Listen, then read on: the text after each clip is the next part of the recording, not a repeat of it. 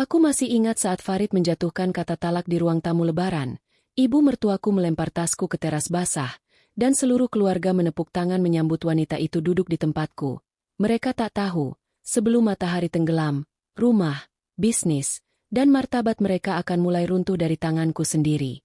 Sebelum mulai, tulis di kolom komentar dari kota atau negara mana kalian saat ini menonton. Jangan lupa like, subscribe, dan aktifkan lonceng. Semoga hari kalian penuh keberkahan dan segala urusan dipermudah. Sejak subuh, rumah keluarga Mahendra sudah hidup seperti panggung yang tak memberi jeda.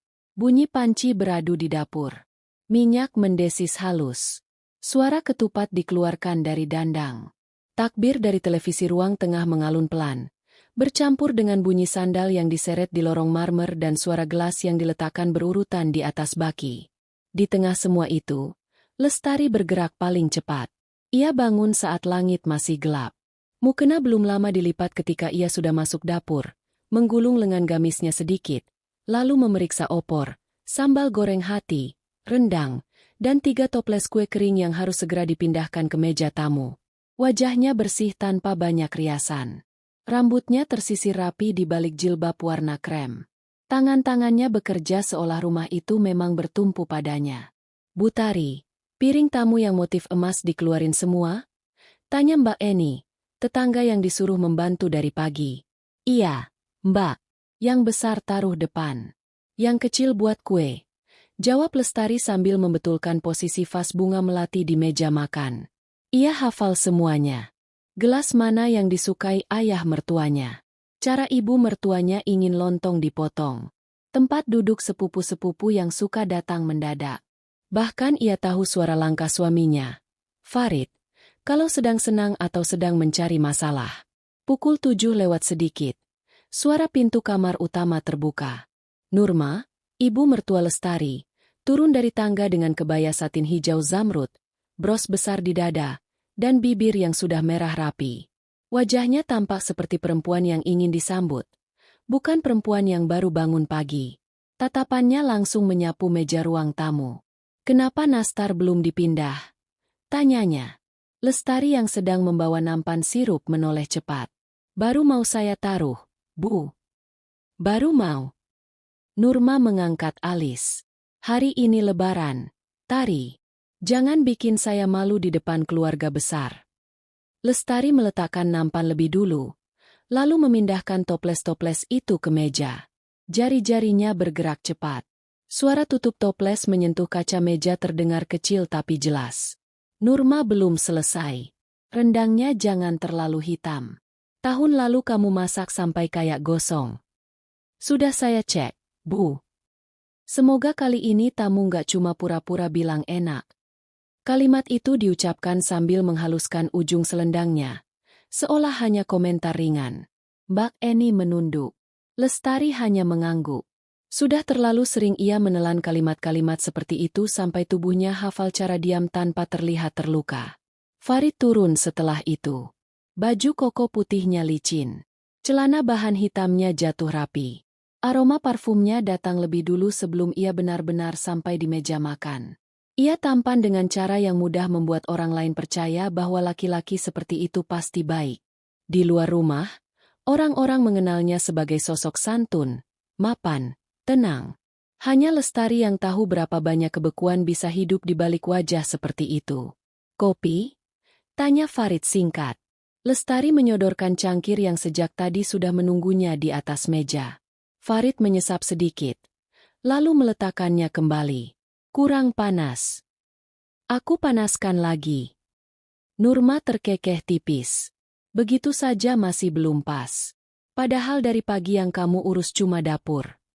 Farid tidak menatap istrinya. Ia membuka ponsel dan menggulir sesuatu cepat-cepat. "Cepat ya. Habis salat ID nanti keluarga datang terus. Jangan sampai berantakan." "Bukan, Mama, cukup." "Bukan. Tari dari tadi yang siapin." Tidak ada pembelaan. Hanya instruksi. Lestari membawa cangkir itu ke dapur sambil menahan napas lebih panjang dari biasanya. Uap kopi menyentuh pergelangan tangannya. Ia membiarkannya. 4 tahun menikah dengan Farid membuatnya memahami satu hal yang sangat pahit. Diam kadang jauh lebih jahat daripada bentakan. Nurma memang suka merendahkan. Tapi yang membuat semua itu bertahan adalah karena Farid selalu memilih aman. Selalu membiarkan. Selalu menunggu istrinya menelan semuanya sendiri. Padahal dulu Farid tidak seperti ini. Dulu, di tahun-tahun awal mereka masih saling mengejar. Ia pernah menjemput Lestari saat hujan, membawakan bakso, dan berkata sambil tertawa kecil. Mama memang cerewet, tapi nanti luluh kalau lihat kamu tulus. Waktu itu Lestari percaya. Ia masuk ke keluarga Mahendra dengan keyakinan sederhana bahwa ketulusan akan cukup. Ternyata tidak. Sejak awal, Nurma memang tidak pernah benar-benar menerima dirinya. Di mata perempuan itu, Lestari terlalu biasa. Tidak datang dari keluarga terpandang. Tidak punya gaya sosialita. Tidak pandai memamerkan diri. Ia hanya perempuan tenang yang bekerja dari rumah mengurus usaha hampers dan perlengkapan rumah tangga miliknya sendiri. Lalu sore harinya tetap turun membantu urusan rumah besar keluarga suami. Semua itu tak pernah cukup. Kalau ada tamu, Nurma sering berkata sambil tersenyum. Tari ini rajin. Untung dia ngerti diri dan gak banyak gaya. Kalau kumpul keluarga, salah satu sepupu akan menyindir. Kak Tari cocok jadi ibu rumah tangga full. Auranya emang lebih ke belakang layar. Semua tertawa kecil. Farid biasanya hanya bilang, udah, makan aja. Selalu itu. Selalu sapuan cepat untuk menutupi luka, bukan menghentikan orang yang menorehnya. Lebaran tahun itu seharusnya berjalan seperti tahun-tahun sebelumnya. Lestari sibuk dari pagi sampai malam. Dihina sedikit-sedikit. Diabaikan saat lelah. Lalu tidur dengan pundak sakit dan hati yang penuh sesak. Ia sudah menyiapkan dirinya untuk ritme itu. Tapi menjelang siang, ada sesuatu yang terasa salah. Farid mulai sering melihat ponselnya. Nurma tampak terlalu rapi dan terlalu siaga. 2 kali Lestari melihat ibu mertuanya tersenyum sendiri saat membaca pesan. Sepupu Farid, Lani, bahkan sempat berbisik di dekat tangga lalu terdiam saat Lestari lewat membawa baki. Presure kecil seperti itu menumpuk diam-diam. Setelah salat ID dan sesi salaman singkat di rumah, tamu mulai berdatangan. Paman, bibi, sepupu, anak-anak kecil dengan baju baru, tetangga dekat. Semua memenuhi ruang tamu sampai suara percakapan bertumpuk seperti kain tebal. Anak-anak berlari di lorong. Sendok beradu dengan piring. Gelas sirup berpindah tangan. Wangi opor dan rendang memenuhi rumah. Lestari bergerak dari satu sudut ke sudut lain. Menambah sambal, mengangkat piring kotor, menuang teh, menyeka meja, lalu kembali ke dapur. Keringat tipis muncul di belakang tengkuknya. Ujung jilbabnya sempat longgar. Tapi ia rapikan lagi tanpa berhenti. Salam, Mbak Tari. Kata salah satu sepupu perempuan sambil tersenyum setengah. Wah, kamu dari pagi nggak duduk-duduk ya? Cocok banget emang. Tawa kecil muncul di sekelilingnya. Lestari membalas senyum tipis. Tidak ada tenaga untuk menjawab lebih jauh. Sekitar pukul 11, ruang tamu sudah penuh. Bahkan karpet tambahan digelar. Nurma duduk di sofa utama seperti ratu rumah yang baru menerima penghormatan. Farid menghilang sebentar dengan alasan ada urusan di luar. Lestari baru saja keluar dari dapur sambil membawa nampan teh hangat ketika suara mobil berhenti di halaman. Bukan mobil tamu biasa. Itu mobil Farid. Beberapa kepala langsung menoleh. Nurma membetulkan duduknya. Lani yang sedang duduk di bawah sofa saling pandang dengan kakaknya lalu menahan senyum. Jantung Lestari turun 1 tingkat. Pintu depan terbuka. Farid masuk. Dan di sampingnya, ada seorang perempuan. Perempuan itu mengenakan gamis warna dusty pink dengan bordir halus, tas mahal kecil di tangan, riasan wajah lembut, dan jilbab yang ditata terlalu sempurna untuk acara keluarga biasa. Umurnya mungkin lebih muda dari Lestari beberapa tahun. Wajahnya cantik dengan cara yang terasa sengaja diperlihatkan. Tangannya menggandeng lengan Farid tanpa ragu. Di belakang mereka, sopir mengangkat 2 kotak hampers besar. Suara di ruang tamu pecah lalu mati seperti lampu yang diputus. Seorang anak kecil berhenti mengunyah nastar. Paman yang sedang tertawa langsung menutup mulut. Bibi dekat jendela menatap lurus ke arah pintu. Lestari berdiri membeku di tengah ruang tamu. Nampan teh di tangannya terasa sangat berat. Gelas-gelas di atasnya bergetar halus. Uap teh naik tipis ke wajahnya. Nurma berdiri. Wajahnya bukan kaget, bukan marah, melainkan wajah seseorang yang akhirnya menyaksikan rencana yang selama ini disiapkan tiba di depan mata. Alhamdulillah, katanya. Datang juga. Perut Lestari mengeras. Farid berdeham, lalu berkata cukup keras untuk didengar semua orang. Aku mau kenalin seseorang. Ini Nabila. Nabila menunduk sopan. Assalamualaikum. Jawaban waalaikumsalam terdengar berantakan, kecil, dan canggung. Farid melanjutkan, mulai hari ini, aku nggak mau lagi sembunyi-sembunyi. Nampan di tangan Lestari bergetar lebih keras. 1 sendok kecil berdenting di piring tatakan. Nurma melangkah maju, menarik tangan Nabila dengan kelembutan yang belum pernah ia berikan pada menantunya sendiri. Sini, nak, duduk di sini. Di sini. Tepat di sofa utama. Tepat di samping tempat yang seharusnya ditempati istri sah. Seorang paman akhirnya bicara. Suaranya tercekat. Farid, ini maksudnya apa? Farid menegakkan bahu. Aku capek hidup dalam rumah tangga yang gak bergerak kemana-mana. Aku butuh perempuan yang sejalan sama aku. Kalimat itu mendarat langsung di wajah Lestari. Lani menyilangkan tangan sambil setengah tersenyum. Kalau memang sudah nggak cocok, ya mau gimana lagi? Seorang bibi menoleh ke Nurma. Kak, kamu tahu? Nurma duduk dengan sangat tenang. Saya cuma mau anak saya bahagia. Kata bahagia itu membuat telapak tangan Lestari terasa mati rasa. Semua hal yang aneh sejak pagi tiba-tiba jadi sangat terang. Senyum-senyum yang ditahan. Bisik-bisik dekat tangga. Sikap Nurma yang terlalu siap. Mereka semua tahu. Mereka semua menunggu. Dan dirinya, istri sah yang sejak subuh mondar-mandir mengurus rumah dan tamu, hanya dihadirkan untuk dipermalukan di tengah panggung. Lestari akhirnya menurunkan nampan ke meja samping. Bunyi porselen menyentuh kayu terdengar jelas di ruangan yang terlalu hening. Ia menatap suaminya. Kamu sengaja melakukan ini hari ini? Farid menatap lurus ke arahnya. Tidak ada ragu. Tidak ada malu. Itu justru yang paling menghancurkan. Aku capek bohong. Bohong apa? Tanya Lestari. Suaranya rendah. Sangat rendah. Bohong kalau kamu suami? Bohong kalau aku masih istrimu? Atau bohong kalau selama setahun kamu pergi karena sedang menyiapkan perempuan ini? Ruangan kembali diam. Nurma memotong cepat. Jangan bikin malu keluarga. Lestari menoleh pelan. Malu. Napasnya tertahan sebentar. Saya dipermalukan di depan semua orang, Bu. Kalau istri tidak bisa jadi pendamping yang pantas, jangan salahkan suami kalau mencari perempuan yang lebih layak, kata Nurma.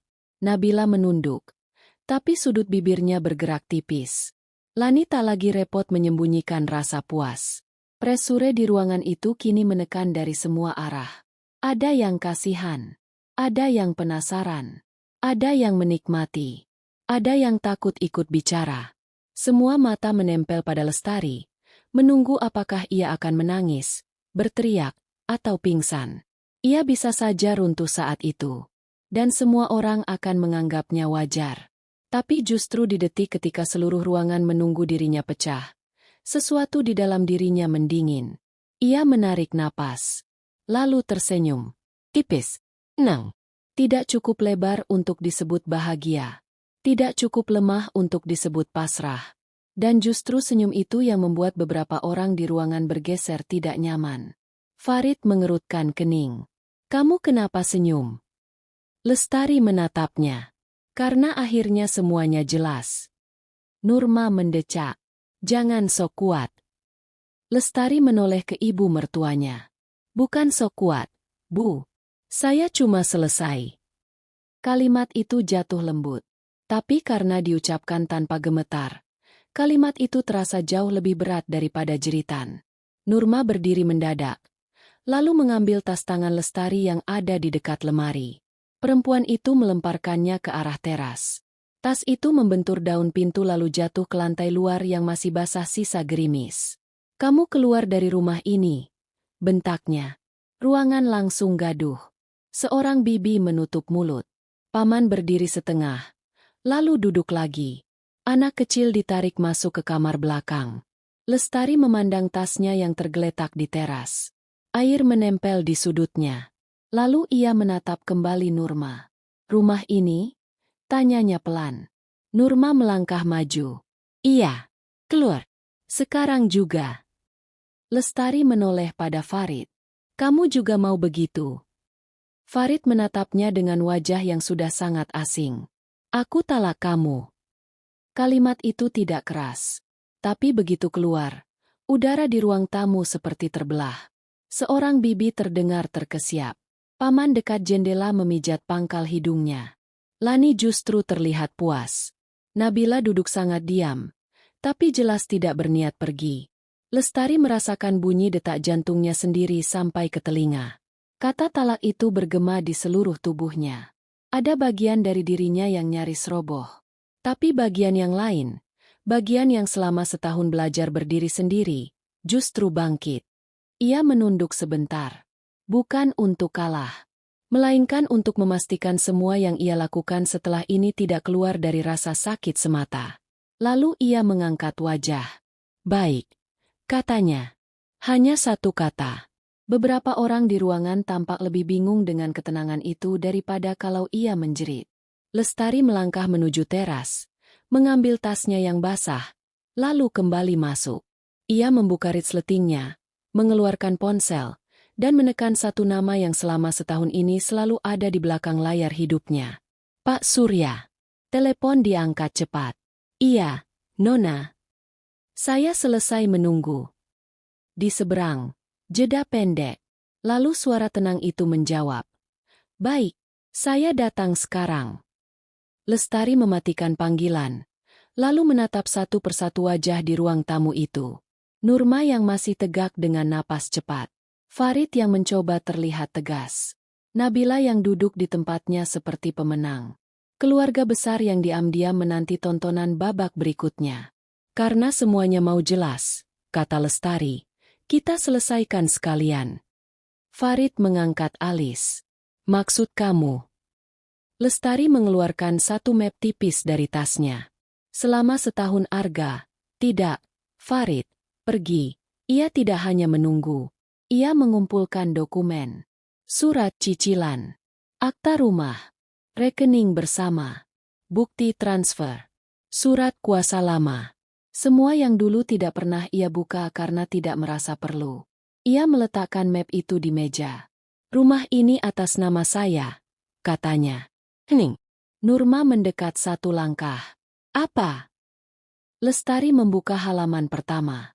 Sertifikat, nama pemilik, tanda tangan notaris. "Dari awal, rumah ini dibeli pakai dana keluarga saya. Cicilan tahun pertama dibantu langsung oleh almarhum ayah saya." Ia menggeser halaman berikutnya. "Dan selama setahun kalian mengira saya bertahan dengan belas kasihan, saya justru mengambil alih semua pembayaran sendiri." Farid langsung mengambil map itu. Matanya bergerak cepat membaca. Wajahnya berubah sedikit demi sedikit. Nurma ikut melihat. Lani melangkah lebih dekat tanpa sadar. Bahkan Nabila kini duduk lebih tegak. Lestari belum selesai. Ia mengeluarkan map lain yang lebih tebal. "Usaha kecil yang selama ini ibu sebut cuma jualan online," katanya sambil menatap Nurma. "Itu salah satu unit distribusi rumah tangga milik Dharma Wijaya Living." Nama itu jatuh asing di ruangan. Paman yang sejak tadi diam akhirnya mengerutkan dahi. Ia jelas mengenali nama itu. Farid memandang Lestari. "Apa ini?" Lestari menatap suaminya. "Keluarga saya pemegang saham utama perusahaan distribusi yang sekarang sedang jadi vendor salah satu proyek kantor kamu." Ruangan kembali kehilangan suara. Revel itu datang sangat telanjang, sangat rapi, dan sangat memalukan bagi mereka yang sejak tadi merasa di atas. Setahun lamanya mereka menganggap Lestari perempuan yang hanya bisa menunggu. Padahal selama itu pula ia sedang berdiri di atas fondasi yang tak pernah mereka mau lihat. Nurma mundur satu langkah. Kamu bohong. Kalau saya mau bohong, saya nggak akan pakai dokumen notaris dan laporan audit. Farid menutup map lalu membukanya lagi, seperti berharap isi kertas itu berubah. Kenapa kamu nggak pernah bilang? Suaranya keluar serak. Lestari hampir tertawa. Tapi tidak. Karena saya menikah bukan untuk membeli harga diri dengan nama keluarga. Kalimat itu menghantam lebih keras daripada apapun malam itu. Nabila akhirnya melepaskan tangan dari pahanya. Wajahnya mulai pucat. Lani menunduk. Seorang bibi duduk kembali pelan. Seperti lututnya tak lagi kuat. Lestari melanjutkan. Suaranya tetap tenang. Kalian boleh lanjutkan semua ini. Talak, pernikahan baru, penghinaan di depan keluarga besar. Tapi setelah ini semua berjalan sesuai hukum. Dan setelah pengacara saya datang. Pengacara? Ulang Nabila kecil. Lestari menatap perempuan itu singkat. Kalau kamu menikah dengan laki-laki yang belum menyelesaikan urusan hukumnya, kamu juga bagian dari masalah. Maya, Nabila, menggigit bibir. Farid mengangkat kepala. Kamu mau hancurin hidup aku? Lestari menatapnya lama. Setahun sepi. Setahun tidur sendirian. Setahun menjawab pertanyaan orang dengan senyum yang dipaksa. Setahun menahan penghinaan dari ibu mertuanya. Dan hari itu, ia ditolak, diusir, dan ditalak di depan keluarga besar di rumah yang justru secara hukum miliknya sendiri. Aku? Katanya pelan. Yang menghancurkan hidup kamu itu pilihan kamu sendiri. Tidak ada yang bisa menjawab kalimat itu. Pak Surya datang 30 menit kemudian, bersama Nadia, pengacara keluarga. Mereka masuk ruang tamu yang masih tegang seperti ruangan yang baru saja habis dilanda gempa kecil. Pak Surya membungkuk hormat pada Lestari, bukan pada siapapun yang lain. Gerakan itu saja sudah cukup mengubah posisi di ruangan. Dokumen dibuka. Percakapan berpindah dari nada keluarga ke nada hukum.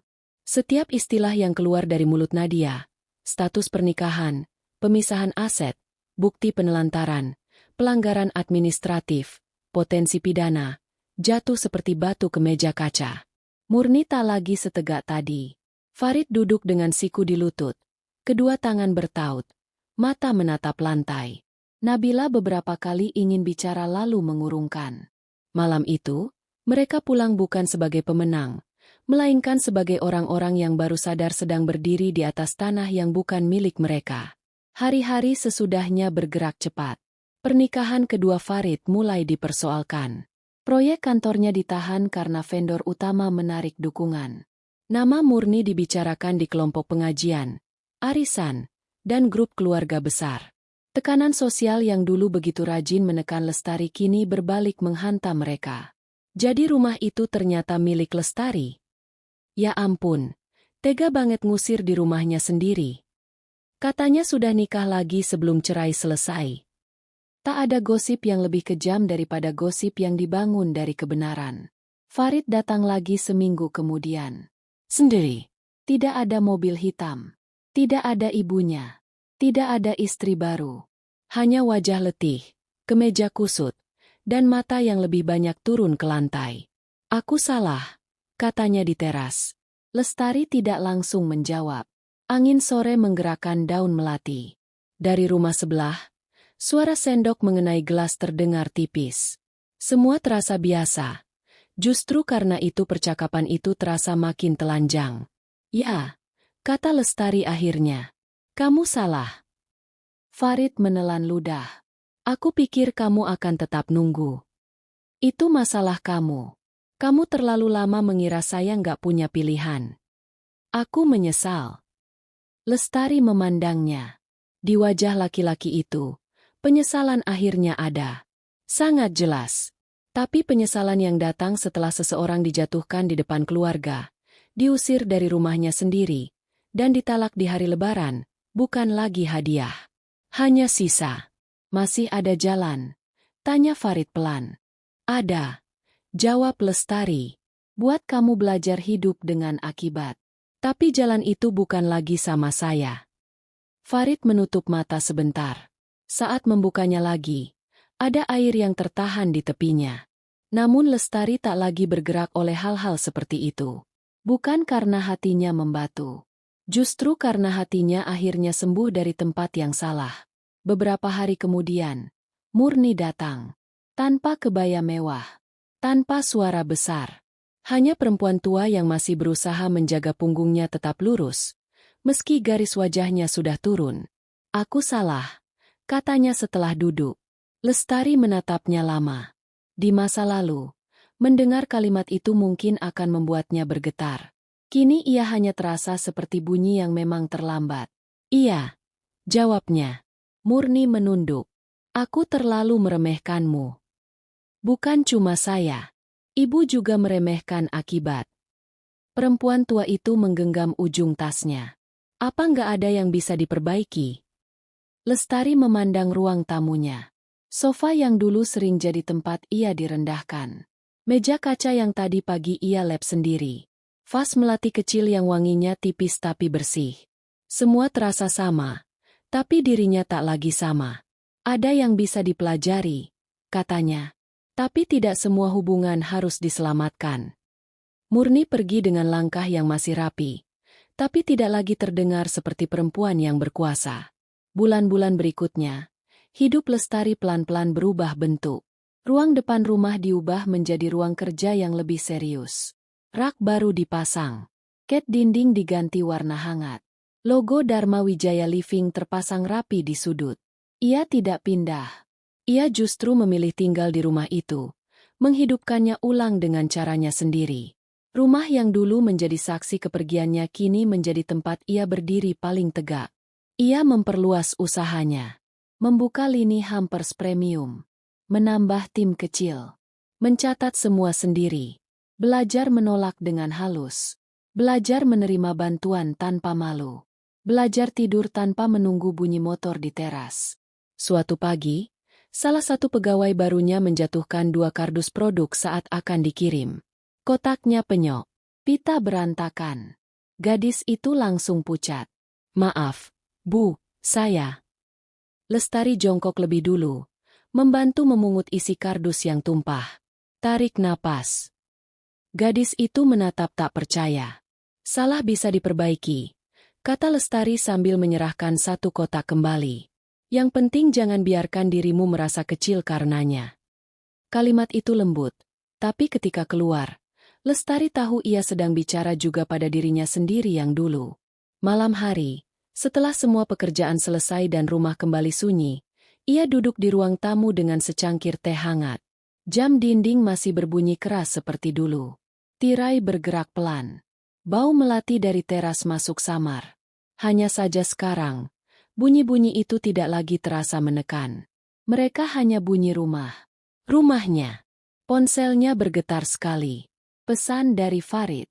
Aku harap suatu hari nanti kamu benar-benar bahagia. Lestari membaca pesan itu lama. Sangat lama. Lalu meletakkannya kembali di meja tanpa membalas. Bukan karena benci. Bukan karena ingin menghukum. Tapi karena beberapa pintu memang tidak perlu diketuk lagi setelah ditutup dengan benar. Ia menyesap teh hangat itu perlahan. Kemenangan Lestari ternyata bukan saat Farid terlihat kecil di teras rumahnya sendiri. Bukan saat Murni kehilangan suara tingginya.